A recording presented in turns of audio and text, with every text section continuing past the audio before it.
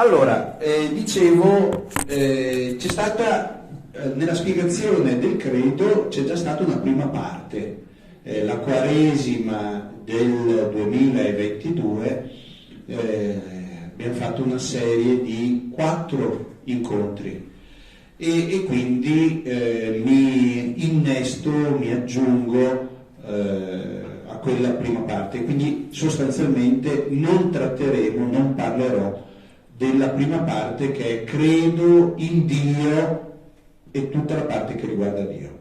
Ma l'incontro di questa sera sarà dedicato totalmente a credo in Gesù Cristo, e la volta prossima credo nello Spirito Santo. In realtà io presumo che non riuscirò a esaurire l'argomento credo in Gesù Cristo, e quindi smargineremo per la volta prossima, che sarà poi dedicata allo Spirito Santo.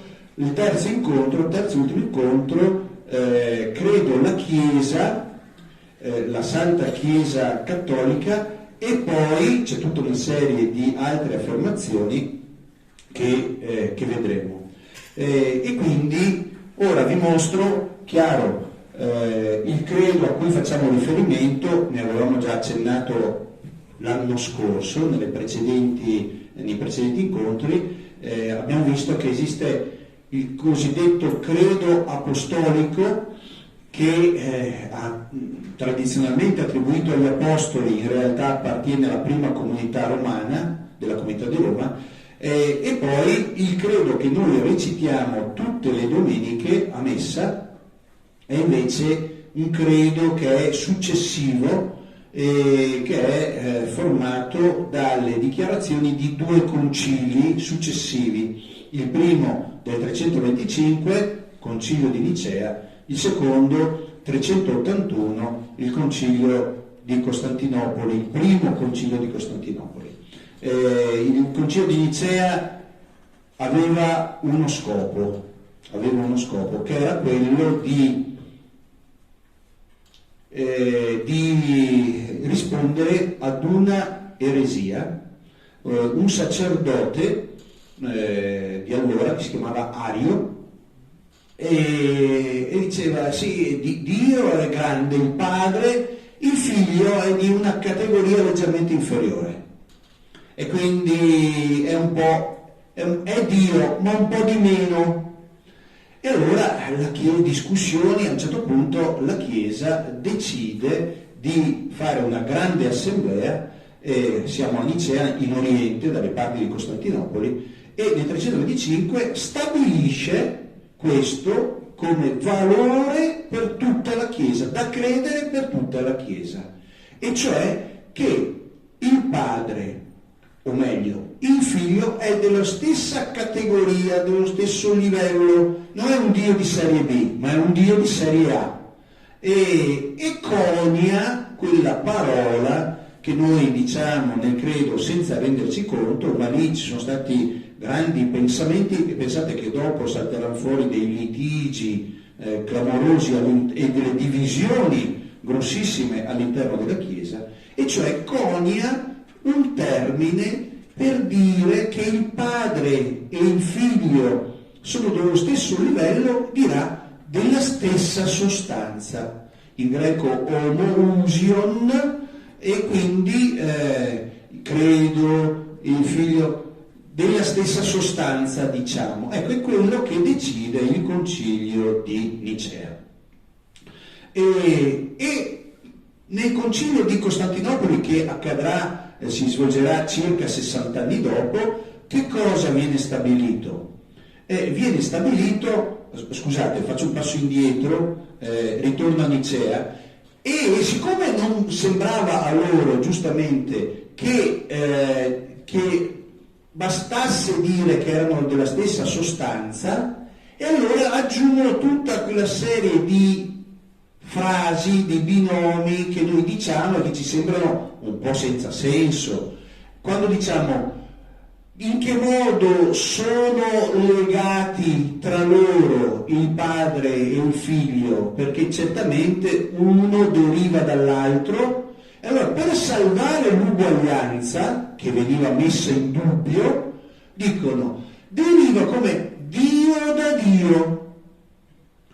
È come la luce che deriva non dal sole, ma dalla luce. Dio da Dio, luce da luce, Dio vero da Dio vero.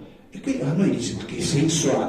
Sono tutte frasi, definizioni che i padri conciliari di Nicea mettono lì per salvare, per insistere, perché non ci siano dubbi che il figlio è allo stesso livello del padre.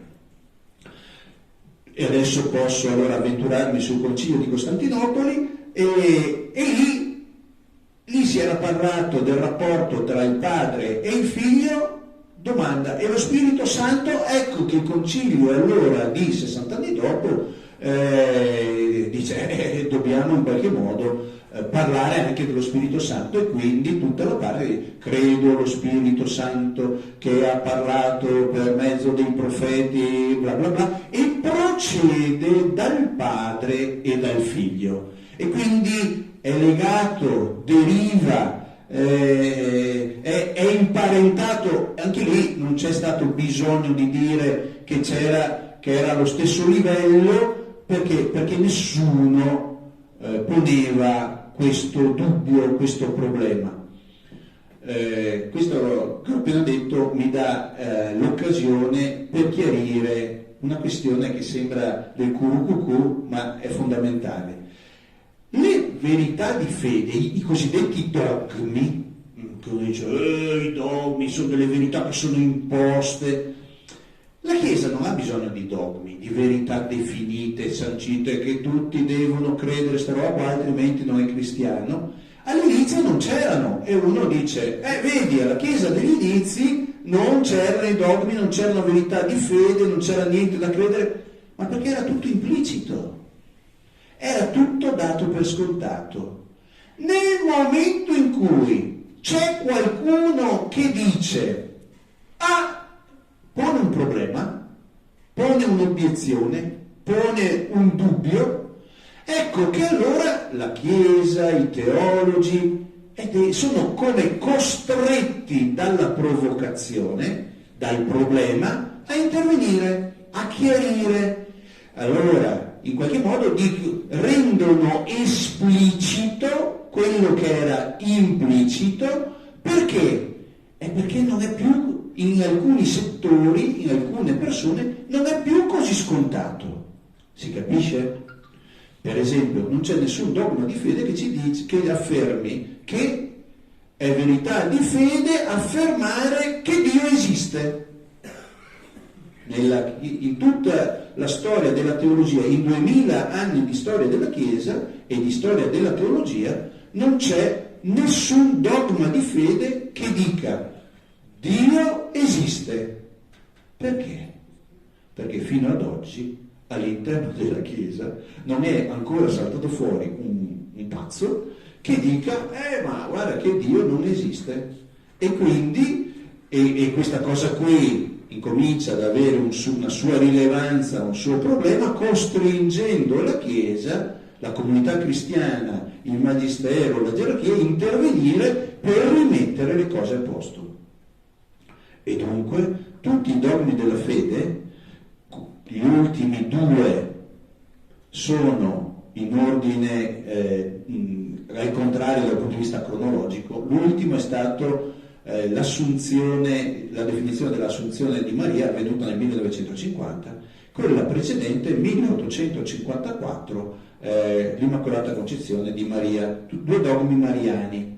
E qui cosa vuol dire? Vuol dire che prima la Chiesa non credeva che all'Assunzione di Maria e non credeva all'Immacolata Concezione di Maria? No, ho sempre creduto pacificamente, ma nel momento in cui incomincia qualcuno e incomincia a trovare spazio e consenso nella comunità cristiana, ecco che allora la Chiesa in qualche modo nella sua rappresentanza del magistero e quindi della gerarchia interviene e incomincia a definire, dice da oggi in poi questa cosa qui che era sempre stata creduta diventa la definisco, la sottolineo, la porto alla luce perché sia creduta da tutti.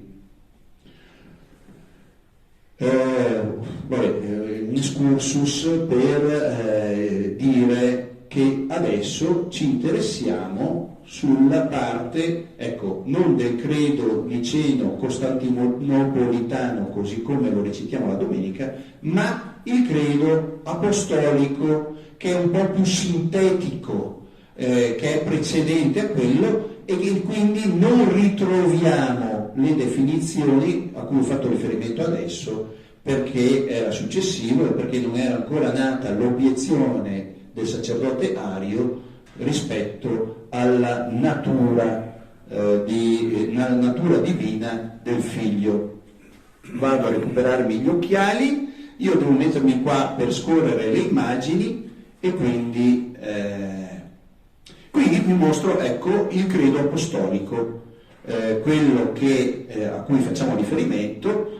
Lo leggo velocissimamente, quindi vi accorgerete che in qualche modo lo conosciamo già, ma è un po' più sintetico di quello che recitiamo alla domenica. Credo in Dio Padre Onnipotente, Creatore del cielo e della terra. Ve l'ho diviso in 4 colonne, sottolineando in rosso, visualizzando in rosso, le parti che la divisione, vedete che la prima parte affronta Dio, credo in Dio Padre. La seconda colonna, credo in Gesù Cristo. La terza, credo nello Spirito Santo, e vedete che il credo apostolico non dice nulla di più sullo Spirito Santo. E quindi la volta prossima beccherò la parte che riguarda lo Spirito Santo, ma del concilio, del credo, quello che recitiamo la domenica, che dice qualcosa di più. E poi la quarta parte che riguarda la Chiesa, la Santa Chiesa Cattolica, ma poi tutta una serie di altre affermazioni collegate, la comunione dei santi, la remissione dei peccati, la risurrezione della carne, la vita eterna. Oggi, questa sera, la parte su cui ci soffermiamo questa sera è quella che riguarda Gesù Cristo. La riprendo velocemente perché poi riprenderemo, adesso dovrò tenere d'occhio anche il tempo per non andare troppo per le lunghe, e quindi credo in Gesù Cristo, unico Figlio, nostro Signore, concepito di Spirito Santo, o dallo Spirito Santo, nacque da Maria Vergine, patì sotto Ponzio Pilato, ecco, il patì l'ho preso e l'ho spostato dall'altra parte, patì, crocifisso, morì, fu sepolto, poi la discesa agli inferi. Cosa vuol dire che è disceso agli inferi? Il terzo giorno risuscitò da morte, salì al cielo, siede alla destra di Dio Padre Onnipotente, di là verrà a giudicare i vivi e i morti. Ecco, questa sera vorrei riprendere tutte queste cose. In realtà riuscirò a recuperarne, mi auguro, quasi tutte, ma dedicherò la maggior parte del mio intervento proprio sulla prima riga, e cioè credo in Gesù Cristo, perché dare prima uno sguardo d'insieme, senza soffermarmi sul particolare, un volo dall'alto per entrare dentro, e poi una volta chiarite alcune cose allora riprendere sostanzialmente un po' velocemente anche tutti i passaggi successivi, quindi un discorso generale e poi la ripresa dei passaggi più particolari. Gesù Cristo. Prima di tutto, ecco, partiamo dalla cosa più facile, una chiarificazione terminologica, cioè chiarire il termine Gesù, chiarire il termine Cristo. Beh, forse è più semplice così, posso anche non usare gli occhiali, lo guardo insieme con voi perché insomma scorro, c'ho fino alla freccetta che arrivo, quindi allora Gesù è un nome proprio come Andrea, Marco, Nicoletta, eccetera, eccetera, eccetera. Gesù è un nome proprio ebraico, Joshua, era un nome diffusissimo, così come poteva essere, Giuseppe fa carità è proprio un nome ebraico, quindi Giovanni un altro, un nome diffuso, nome proprio di persona. Cristo invece era come il compito, la missione, il mestiere, l'ho messo tra virgolette, sì, il mestiere, il lavoro. Andrea, prete, Gesù, Cristo. Gesù, perché l'angelo Gabriele, quando appare a Maria, è lui che dice chiamerai il figlio che nascerà da te Gesù? Perché la traduzione di Joshua vuol dire Dio salva. In italiano potrebbe essere Salvatore. Dio salva, tra tutti i nomi in circolazione nel mondo ebraico era quello che si avvicina di più all'uomo Gesù. Perché? Perché proprio in lui Dio salva. Lui è Dio che salva. E Cristo è una parola greca. Se il nome Gesù è ebraico, la parola Cristo è una parola greca che vuol dire, pensate, ci può aiutare il nome di un sacramento, la cresima, si chiama cresima perché si usa un olio particolare, che è il crisma, è un olio con un profumo, ecco. Cristo, crisma, vuol dire, Cristo vuol dire unto. Ma perché unto? Perché nel mondo ebraico erano 3 categorie di persone che venivano unti da un olio sacro. Venivano unti quando veniva eletto re. Il nuovo re era unto. La consacrazione avveniva con questo olio, quindi veniva unto il re, i profeti e i sacerdoti. In ebraico il termine Cristo, che è greco, traduceva un termine ebraico che è Messia. Il Messia che il popolo ebraico aspettava era come dire, ma dentro il tempo di persecuzione, dentro i tempi aspettavano, ma verrà un re che ci salva dalle potenze straniere. Ma c'erano alcuni che dicevano, ma noi non abbiamo bisogno solo di uno che ci salvi dalle potenze straniere, abbiamo bisogno di qualcuno che ci guarisca dentro il cuore, e quindi che abbia anche una visione, che sia un uomo di Dio, perché non tutti i re erano proprio uomini di Dio. E quindi oltre a essere re, deve avere anche qualcosa d'altro, un aspetto profetico, non solo, e quindi anche una dimensione sacerdotale che ci metta in contatto con il mondo di Dio, con Lui. Ecco che allora ci sono tutte queste attese che nei secoli, nel tempo, nascono, crescono all'interno del popolo di Israele, ed era questa attesa di questo Messia, di questo liberatore. Ecco che allora Gesù viene dai cristiani, dai suoi discepoli, identificato con quello che il popolo ebraico attendeva. E quindi questo Cristo è proprio il termine corrispondente al termine ebraico Messia. Ma questa iniziale chiarificazione terminologica, ma adesso per addentrarci un po' di più sul mistero, sulla realtà di Cristo. Da dove partire? Ma allora, pensandoci da dove parto con i miei amici in questa serata, allora, è difficile trovare persone che ce l'abbiano con Gesù. Tutti parlano bene di Gesù. Anche i musulmani hanno una grande stima di Gesù. Se Maometto è il profeta, Gesù è uno nella serie dei profeti, quindi venerano i patriarchi, Abramo, Isacco, Giacobbe e via via tutti i padri, e anche i profeti, e quindi Isaia, Geremia, bla bla bla, e anche tra tutti il più grande dei profeti, inferiore comunque a Maometto, è proprio Gesù. C'è una grande stima anche nel mondo islamico e musulmano di Gesù.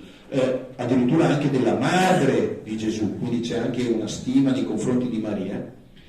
Ma pensate, anche i nostri contemporanei, anche i più grandi bestemmiatori, che ce l'hanno magari con Dio, perché tirano in ballo Dio, tirano in ballo le bestemmie, tirano in ballo Dio, tirano in ballo la Madonna talvolta, ma Gesù, non so se c'è qualcuno che è particolarmente creativo, ma e di che cosa si dice di Gesù? Che era comunque un grande uomo,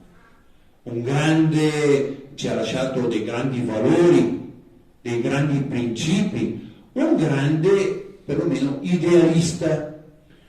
Anche Augias parla bene di Gesù, anche Odefreddi. Non so se avete presente il matematico, che è sempre particolare, sono particolarmente acidi, critici nei confronti della Chiesa, nei confronti dei preti, nei confronti, mettetevela via, ci siete dentro anche voi, nei confronti dei cristiani. I cristiani, sentendo gli altri, sono sempre tutti ipocriti. Andare in chiesa per essere il peso degli altri. Sta parlando di noi, mi ci metto dentro anch'io. Ma io sono conciato peggio di voi, quindi perché se apriamo il file su quello che dice la gente dei preti, di quello che dice la cultura contemporanea sui preti, dopo ci abbiamo messo anche del nostro, cioè per carità, ci abbiamo messo del nostro, e quindi bene. Ma Gesù ne esce sempre fuori bene, e quindi un grande uomo. Qualcuno arriva a dire anche un super uomo. Poveretto, non è stato seguito da molti, ecco, un grande idealista. La domanda è: ma basta che sia stimato da tutti, riconosciuto come un grande idealista, un grande uomo? E quanti altri ce ne sono stati nella storia? Tutti i fondatori delle grandi religioni, pensate anche ai filosofi greci, grandi pensatori anche dell'epoca contemporanea. Allora la questione è: ma Gesù in che cosa è diverso? C'è una diversità, c'è una novità rispetto i grandi predicatori? No. Gesù, un grande predicatore di principi morali, di valori, è venuto per parlare, insomma, l'amore del prossimo. Ama Dio con tutto te stesso, e lo diceva anche l'Antico Testamento, e ama il prossimo, lo diceva anche l'Antico Testamento. E quindi Gesù che cosa è venuto a portare di originale, a dire di originale? Qual è l'originalità di Gesù? È un grande idealista, grandi valori, grandi principi, che poi, poveretto come tutti, a cominciare dai suoi discepoli, i suoi seguaci, noi, e non so che fortuna ha fatto, e quindi quante volte mi ricordo la gente, ma in bottega, mi ricordo un giorno una discussione con un benzinaio. Bisognava da tornare di nuovo, perché cose è venuto 2000 anni fa per fare grandi principi morali, ma l'esito fallimentare, dovrebbe tornare. Chissà che magari col secondo tentativo gli vada meglio, magari anche il terzo, chissà se ha più fortuna. E questa abbiamo bisogno di un grande, ci vuole ben altro per cambiare il mondo, ma per cambiare anche me, per cambiare te, che ci sia qualcuno che ci dica che cosa è giusto fare. Non so voi, ma se avrete sentito più volte questa mia espressione negli vari sproloqui che dico durante le messe, e quindi, ma noi di gente che ci dica che cosa è giusto che dobbiamo fare. Non so voi, ma ne abbiamo abbastanza o no? Abbiamo bisogno, cioè la questione di Gesù è che è venuto a dirci che cosa avremmo dovuto fare per essere giusti, ma poteva stare a casa sua. Uno in più. E allora ci vuole altro per cambiare il cuore mio, il cuore tuo, per cambiare il mondo, che dirci cose che hanno detto, insomma, il Natale, la festa dei buoni sentimenti. Gesù, l'uomo dei buoni sentimenti. Glielo riconoscono tutti. Ma se fosse così, amici carissimi, non sapremmo che cosa farcene. Uno in più.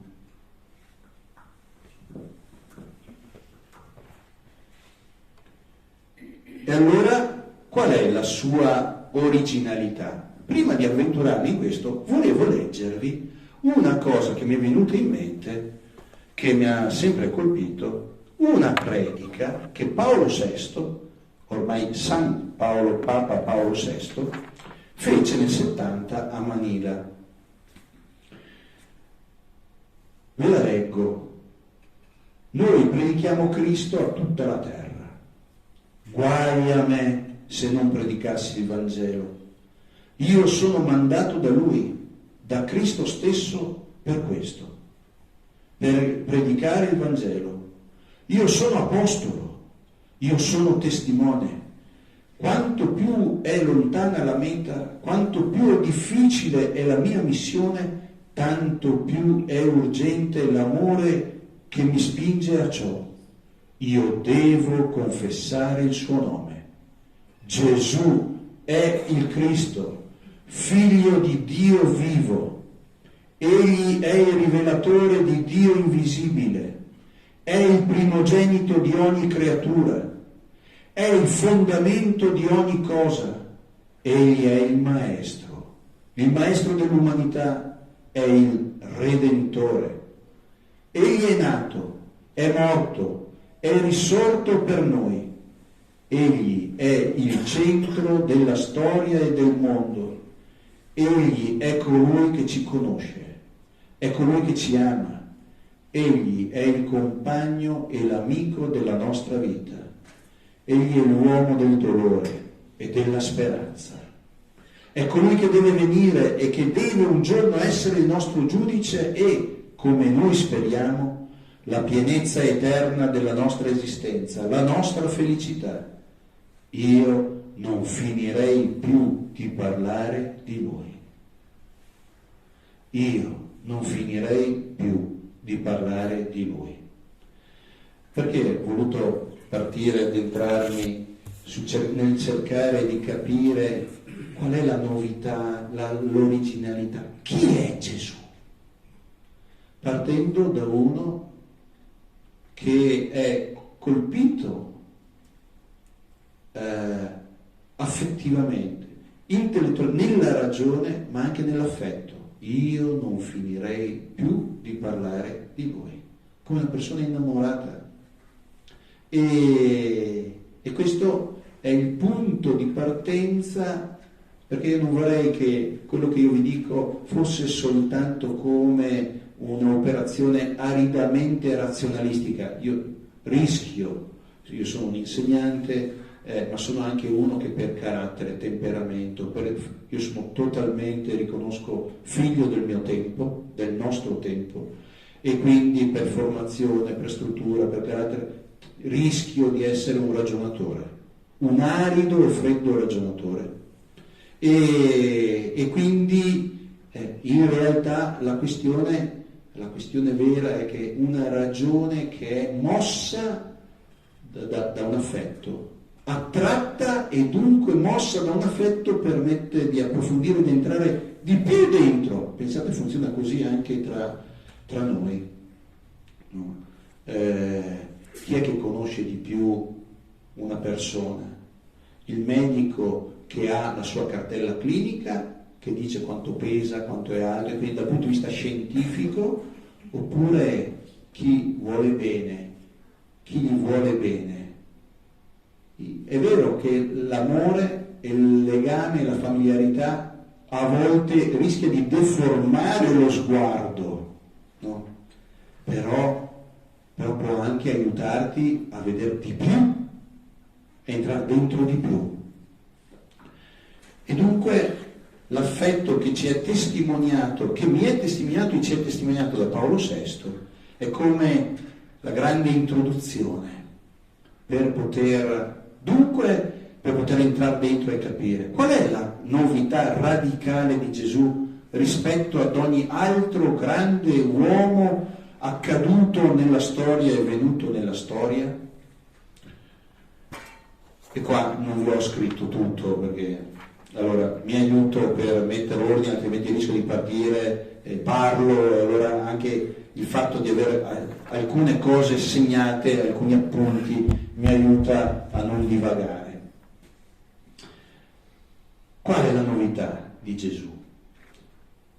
Gli uomini hanno sempre, si sono sempre rivolti a Dio, anche prima di Gesù. Lo hanno pregato, lo hanno temuto, Dio, Dei, eccetera, eccetera, eccetera.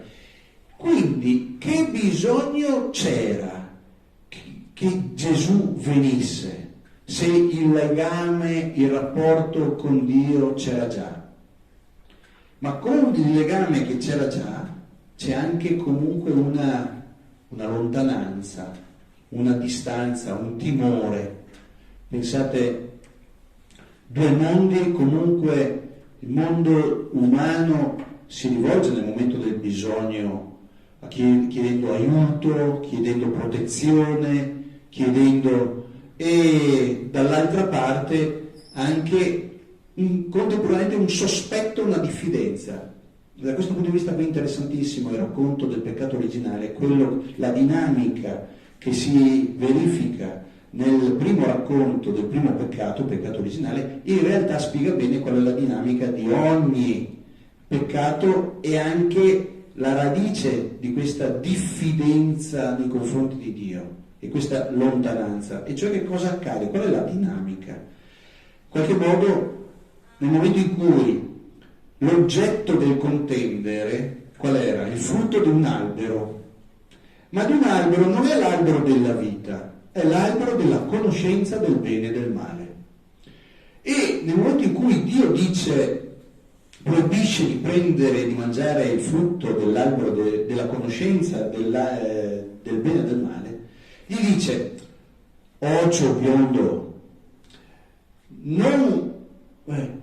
qual è il tuo vero bene e qual è il vero male, o meglio, quello che ti fa veramente bene e che ti fa veramente male, lo so io, perché ti ho costruito io, ti ho fatto io. Apro una piccola parentesi che a volte mi è servita per cercare di spiegare cosa intendo dire. Insomma, quando compriamo un apparecchio, uno strumento un po' complicato che non sappiamo come funziona, come facciamo a capire che tasto pigiare, che procedimento fare? Come si fa solitamente? Si prende il libretto delle istruzioni e si legge.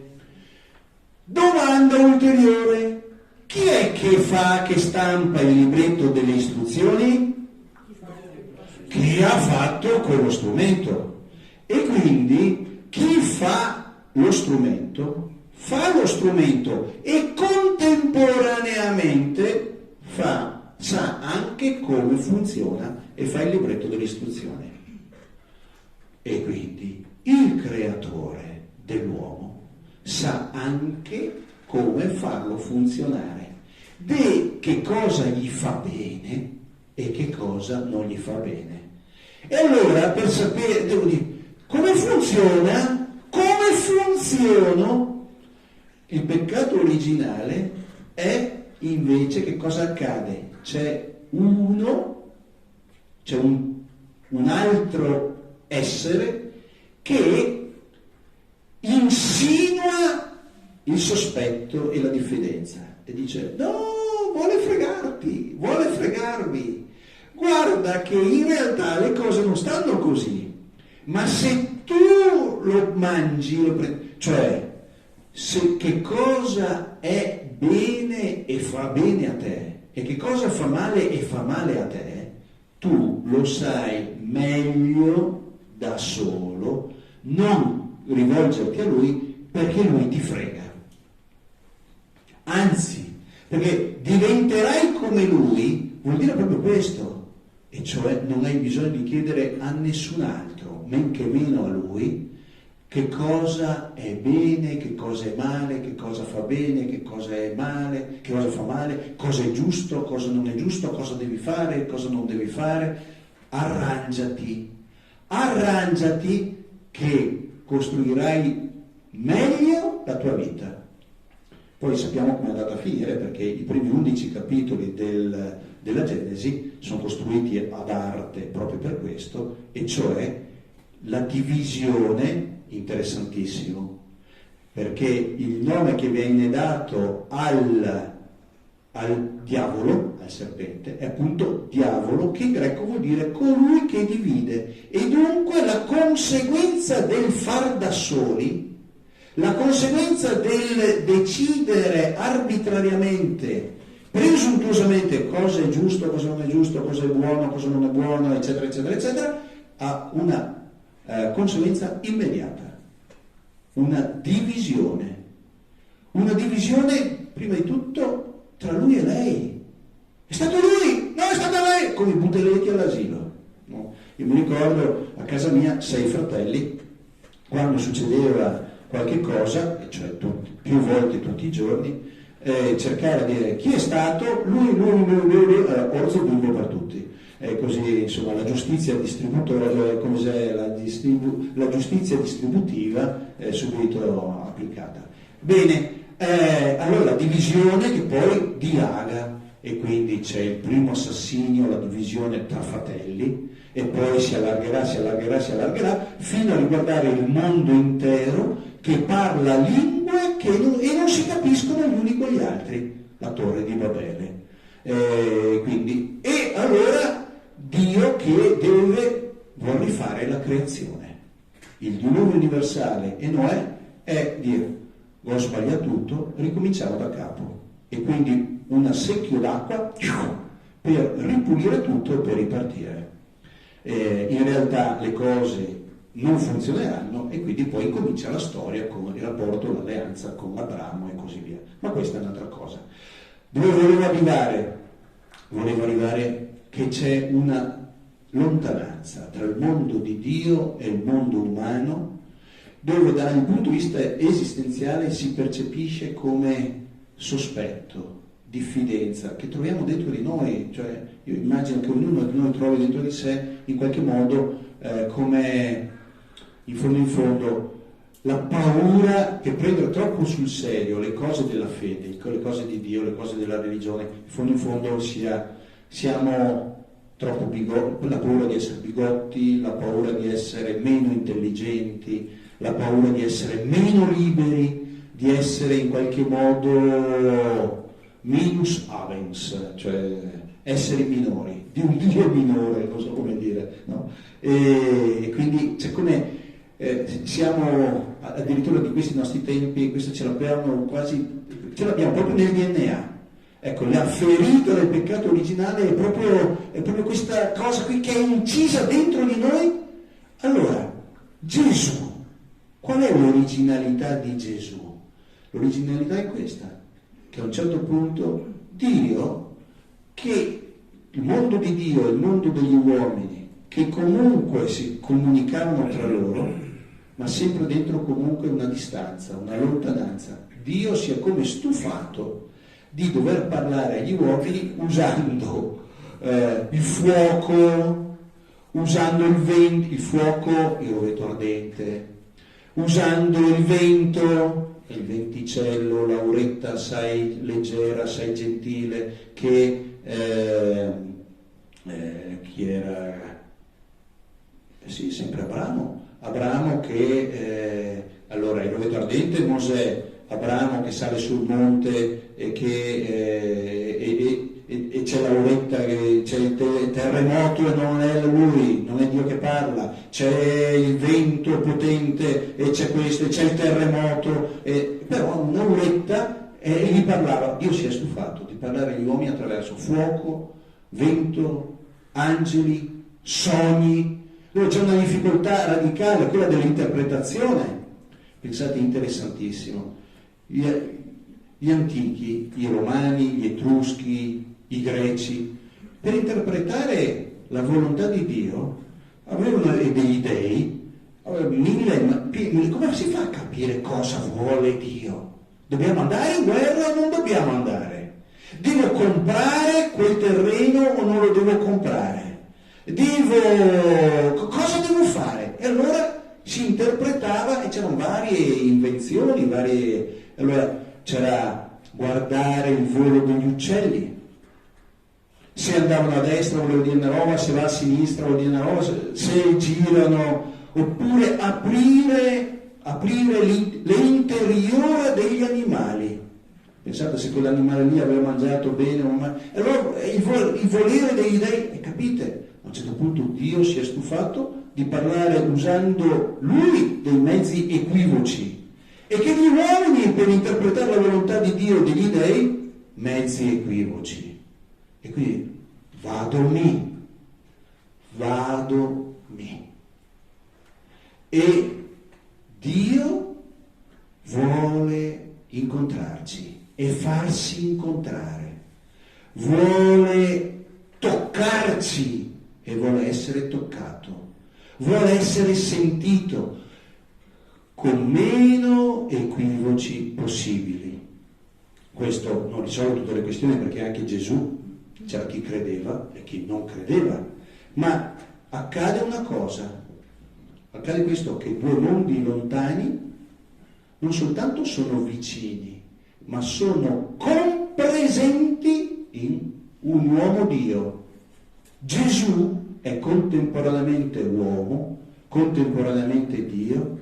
Ecco che in lui accade l'alleanza fra la realtà umana e la realtà divina. Questa è la novità, la grande novità che nessun predicatore, che nessun moralista, che nessun grande ideologo può immaginare, e cioè che la questione è che Dio dice: ok, bravi, non vengo a insegnarvi cosa dovete fare, ma vengo io ad abbracciare la realtà umana, la faccio mia, me la prendo, me la assumo, così che la realtà umana entra in Dio e la realtà di Dio entra nell'uomo. Perché poi la questione è che ci renderà e ci rende partecipi di questa cosa qui. Allora ritorno a prendere gli occhiali, perché ecco, quindi la grande novità, l'originalità di Gesù e di Dio è l'incarnazione. Questo è il cuore di tutta la vicenda cristiana. Dio si incarna, diventa uno di noi, Dio con noi, l'Emmanuele, per farsi incontrarsi, per farsi toccare, per farsi compagno. Ora vi leggo un brano che per me è emozionante, commovente della Sacra Scrittura, che amo in modo particolare, ed è della prima lettera di San Giovanni Apostolo, quando dice, ma pensate, prima di leggerlo vi dico, ma pensate un po', questi uomini, gli apostoli, che lo incontrano, ma non incontrano un uomo, ma poi stando insieme con lui, a un certo punto lentamente, e anche alla fine non capiscono, incominciano a capire di più quando lui non ci sarà, e quando si accorgono che quando lui non c'era accadono le stesse cose adesso attraverso di loro, e dicono, ma come? Ma com'è possibile? Ma chi era? Questa domanda che dal primo giorno è, ma chi sei tu? E va avanti costantemente. Pensate la coscienza che ha Giovanni quando scrive questo pezzo. Quello che era da principio, il riferimento all'inizio del Vangelo non è casuale, en arché, all'inizio, anzi all'origine, e qui usa la stessa parola, in arché, è il richiamo proprio dell'inizio del Vangelo di San Giovanni, che dice in principio era il Verbo, e il Verbo era Dio, e il Verbo era presso Dio, tutte le cose sono state fatte tramite Lui. E qui dice, quello che era in principio, cioè tutte le cose che vi ho appena elencato, è quello che noi abbiamo udito, quello che abbiamo veduto con i nostri occhi, come se dire quello che abbiamo veduto non bastasse, ma abbiamo con i nostri occhi. Allora, i nostri occhi hanno visto quello che era il principio, quello che ha fatto l'universo, quello che ha fatto le costellazioni, che non so, Orione, le Pleiadi, eccetera, eccetera, eccetera, che noi lo abbiamo toccato, noi lo abbiamo sentito, noi l'abbiamo visto. Ma pensate un po'.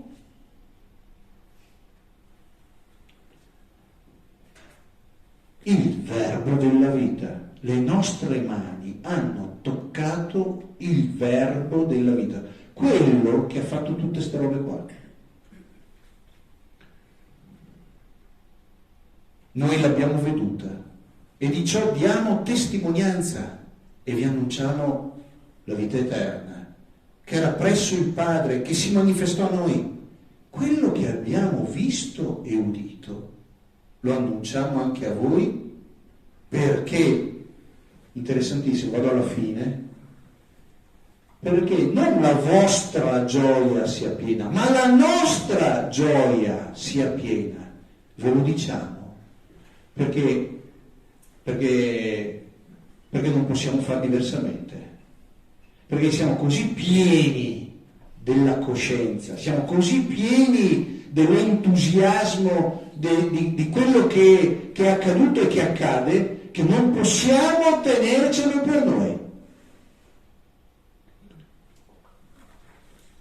Questo è quello che è accaduto e ha portato Gesù Cristo. E mi avvio verso la fine di questa parte, prima di andare. Che ore sono?